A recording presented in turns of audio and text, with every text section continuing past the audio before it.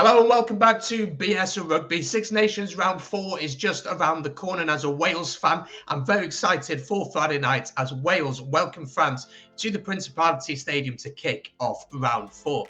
Now, if I was the man in charge of Wales, God forbid, this is the team that I would like to see take the field against France. This team that I believe gives us the best chance of getting victory on the night. As always, if you go on to enjoy this video, please do give it a like. Comment the team you would like to see play on Friday night in the comments down below, and hit that subscribe button. It's free to do as we push towards 3,000 subscribers by the end of the Six Nations. That is our goal. With your help, we can absolutely do that. Let's kick off then. We're going to go through the backs and then we're going to go into the forwards. So starting at fullback, I would go with this man, Liam Williams. Now, Liam Williams is a really interesting one. He had a really tough game against Ireland, as many players did. They really struggled in that game, and I think he has grown into the tournament. Again, Scotland showed some nice glimpses of what he could do, and against England under the high ball was a fantastic option. I would still like to see more from him going forward, but at this current moment in time, he is the best player we have in that position, and he's so experienced at this level. And I think France are going to kick a lot. Their fullback does like to kick a lot, and he's a safe pair of hands at the back. On the wing, I'm sticking with this man, Alex Cuthbert, probably the surprise of the Six Nations for Wales over the course of the season, and especially his performance against England last week was absolutely brilliant. But don't forget about his performance against Scotland as well. Someone who seems to have been forgotten, of course, at this level. He went to Exeter, has now come back to the Ospreys, but Pivac has shown faith in him, and he has certainly repaid that faith. If we take a look at his stats from that game against England a couple of weeks ago, 17 carries, 188 metres made from those carries, 7 broken tackles and 2 offloads. He was certainly our best player on the pitch. He certainly would have got man of the match if Wales had won the game. He was absolutely brilliant, a true wrecking ball. And I think against this French team, just because of their physicality, we're going to need a big ball carrier to hopefully be able to get us over the line and feed the rest of the backs. And I think he could certainly be that man. I think he's shown his quality throughout the competition so far, and certainly deserves to retain his place. Into the centres. Now, this is a really interesting one. I've gone with this man. It is Halaholo in the centre. Now, this is very much dependent on his fitness. Now, he did play last weekend against Ulster for Cardiff, as Cardiff lost pretty heavily. But it very much depends on whether he is up to standard at this level in terms of his fitness. Of course, the jump up from URC to international level, especially against France, is a pretty big step up. But what does he offer? Certainly an attacking threat going forward, someone who has a lovely step, an eye for a pass, and obviously has a pretty decent physical presence. I mean, it may seem a little bit harsh on Owen Watkin, but the reason I'd go for him is I think we need a little bit more from our centres in an attacking sense. I think the likes of Jonathan Davis, in my opinion, he hasn't been out the form recently over the last 6 months or so of the last year. And I think Halaholo, when he has played for Wales, has shown that he's got something that he can offer. So I'd love to see him given a chance, but very much dependent on his fitness. If he's not fit, I'll be more than happy to see Owen Watkin go in there, who I think has shown quality over the course of the Six Nations, but I do just feel we need that little bit more attacking impetus going forward. Partnering Halaholo in the centre would be this man, Nick Tompkins. He has defensively been one of Wales's busiest players in those areas over the course of the Six Nations, and putting a stellar defensive performance against Ireland, making the most amount of tackles by a back ever in the Six Nations, partly because Josh Adams was being put in the centre, but we won't dwell too much on that. But his impact in that game was very, very good. The only thing for Nick Tompkins is I want to see him with ball in hand a little bit more. I want to see him being a bit more of an attacking threat, but he did score a really good try last week against England, taking his opportunity really well. And he's going to have a tough afternoon against Fiku, and whether it be Dante or Vakatawa, we'll wait and see. But it's going to be a really busy afternoon for Halaholo and Nick Tompkins if they do play together. But I think he's stepped up defensively this season. He's missed a few tackles here and there, but the volume of tackles that he is putting in is pretty impressive for a centre. Moving on to the wing then, I'm going with this man, Josh Adams. Also scored a try against England last week, and I'm glad to say that he's not going to be in the centre for this game. I think Pivac quickly realised that experiment was a no-go. He's one of the best finishers from 20-30 metres out in the world, in my opinion, and we just need to give him a little bit more ball in hand. I want to see him run with the ball in hand. He just doesn't seem to get it that much. Alex Cuthbert seemed to be our output last week, didn't he? He seemed to be the one that we gave the ball to. I think Adams maybe offers a little bit more going forward. I want to see him with ball in hand, and that is my hope going into this game. So that would be Josh Adams on the wing. Let me know your thoughts so far on the team I have named. Heading into the halfbacks then, no surprise here, I'm going with Dan-BIGGAR. For me, the best option at number 10 at the minute, the captain. I think he's really grown into the role of the captaincy. There's a lot of question marks about whether he could keep his head, whether he could hold his temper down, whether he could talk to the referees in the right way, and I certainly think he has managed to do that. He's a brilliant goalkeeper, kicker, been very successful so far this season in the Six Nations. Again, I'd like to see a little bit more from him going forward, but I think his tactical kicks as well is something that he's really grown into. And the big thing he'll have over Roman and Smack is experience on Friday nights. Friday night, under the lights at the Principality, we've got to put pressure on this French team. And I think that Dan-BIGGAR could certainly be the one to do that. Again, absolutely no doubt that he starts for me. Very experienced. The leader has to play, in my opinion. The final back that we're going to go for then is this man, Tomos Williams, in my opinion, the best number 9 in Wales. And to be honest, it's not really that close. There really isn't many players knocking at the door, in my opinion. Again, showed some real quality and some vision to get that pass out to Josh Adams for his try a couple of weeks ago. He loves to speed the game up. And what I want to see from him is him sniping around the breakdown. He has got a hell of a task trying to battle against his opposite man, of course, in my opinion, the best player in the world, Antoine Dupont. But he's a lovely sniping scrum half, loves to find the spaces, will offer brilliant support lines as any good scrum half should do. And so, in my opinion, this man has to start, and we have to give him the platform to get the ball out. The forwards need to do their work. It's going to be difficult, but I believe we can do it.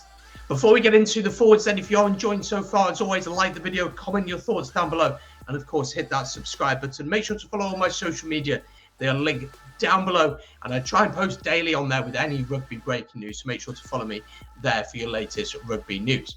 Moving into the forwards then, Wyn Jones for me has to start in the prop number 1 shirt. He certainly has to start there. He's someone who I felt had a really good 2021, struggled at the start of the Six Nations, but is just a steady player to have in that position. The Wales scrum on the whole against England did fairly well, although struggled in a couple of moments. Thought the referee got a few calls wrong in those areas, but he is proven at this level, isn't he? He's a lion as well, very, very experienced. And last game against England, he actually put in a decent shift defensively, 12 tackles made, 0 tackles missed, with 100% tackle success rate. That just shows that he's willing to get involved. Again, want to see him carrying the ball a little bit more.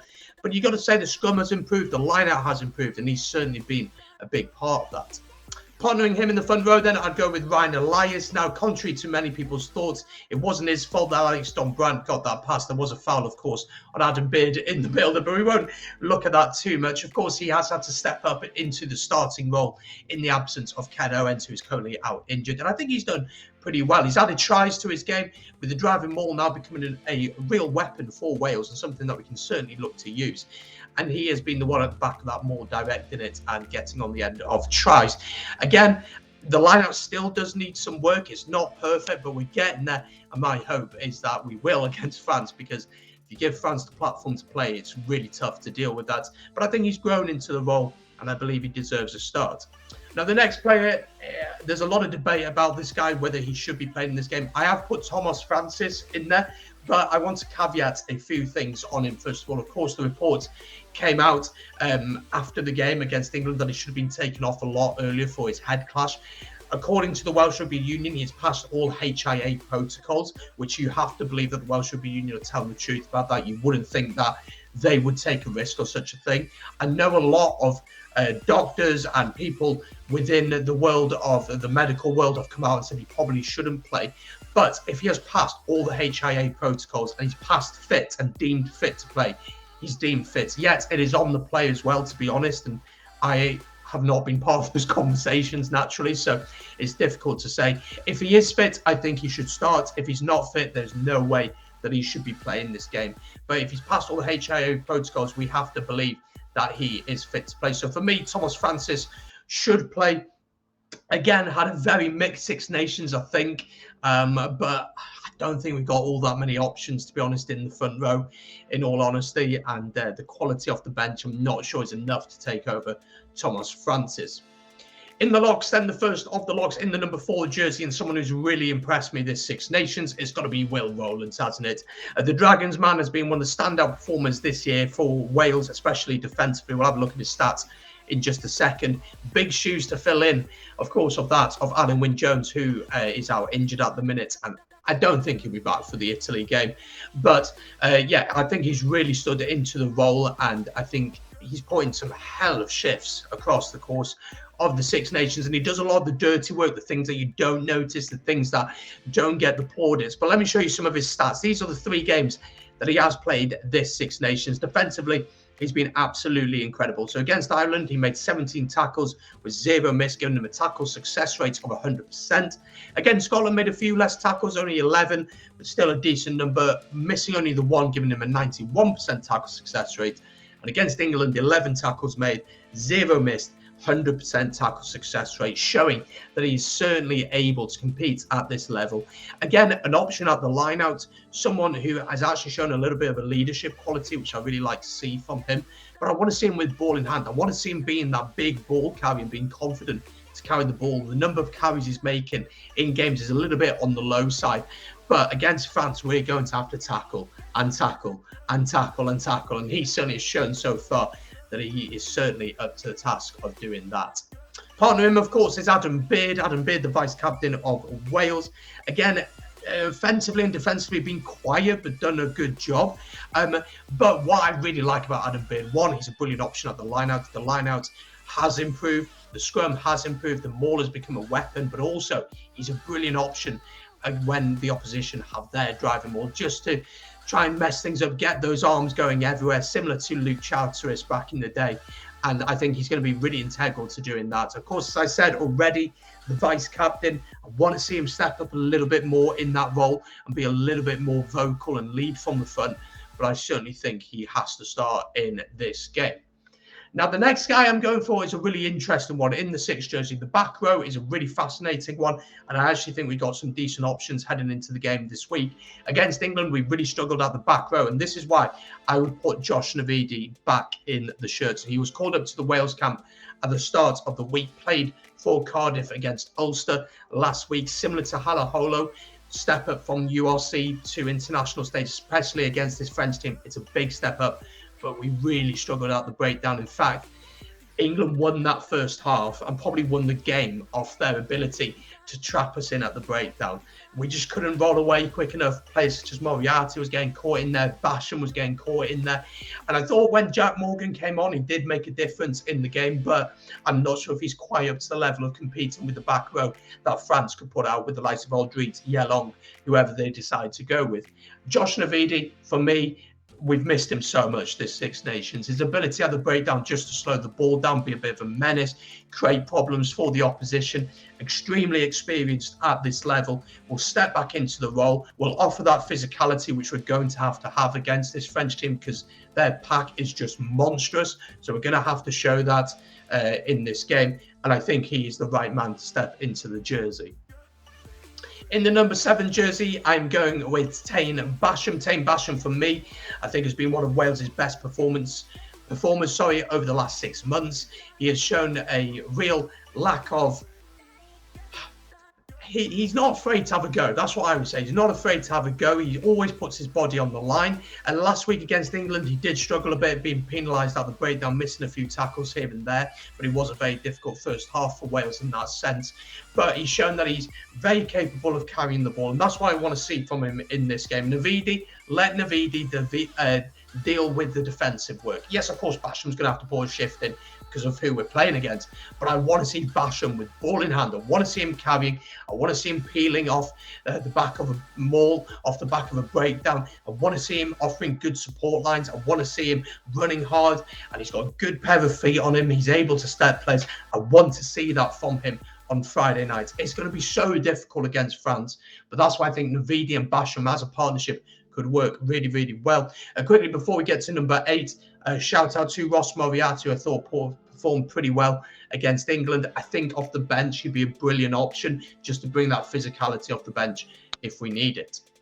And so in the number 8 jersey, I'm going with TAULUPE FALETAU. Talk back to international water, to the international game like duck to water. Was really impressive in the game against England, and played a game for Bath, a couple of games for Bath before putting into this game. A lot of questions was he ready for international rugby? But absolutely he was. Struggled a lot with injury, and I think if he hadn't struggled with injury, we'd be talking about one of the best number 8s of all time.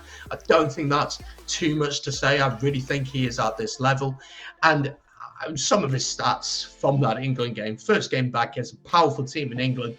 Look at this, 13 carries made, 61 metres, but defensively 19 tackles made, 0 missed, giving him a 100% tackle success rate. What a performance from him.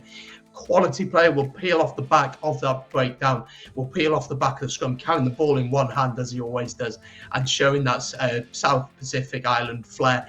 I'm really excited to see him play. I think the battle between him and Aldridge will be a huge battle. I think the back row battle is going to be massive.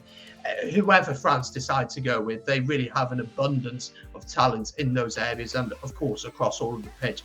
But FALETAU, for me, is on his day one of the best number 8s in the world. He just needs to stay fit. But I think against England, he showed what he was able to do. And I think he has to start in this game.